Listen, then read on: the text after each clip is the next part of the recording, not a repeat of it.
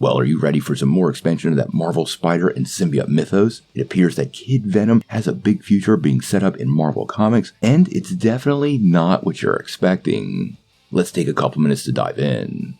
Well, if you're following Marvel Comics, you know that last week we finally got the finale of Cullen Bunn's and Geraldo Salvadov's Death of the Venomverse, which was a limited series as well as the final chapter of acclaimed manga creators Tagami's Kid Venom storyline.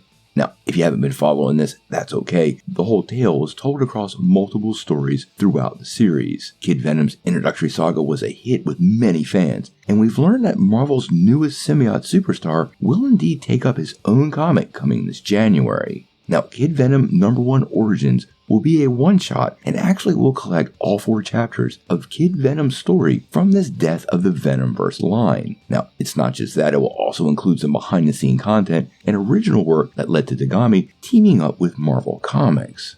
On the surface, this doesn't sound very exciting. It just sounds like a compilation of a book that you may or may not have read.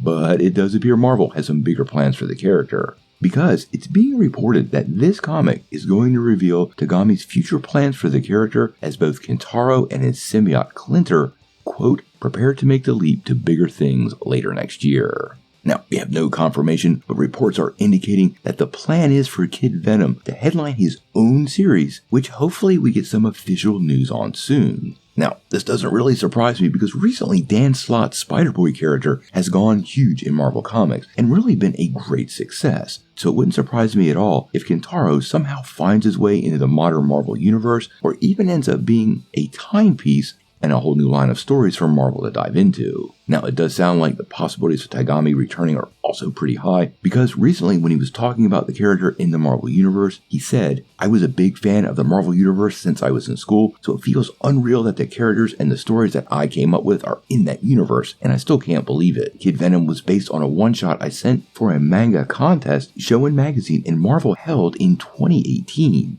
One of the rules of the contest was to use a theme or a character from Marvel and write and draw a first episode for a new series, and the theme I chose was symbiote. The story is a mixture of folklore and historical story from the Heian era of Japan, so when I mixed symbiote to the legend of Kentaro, Kid Venom was born.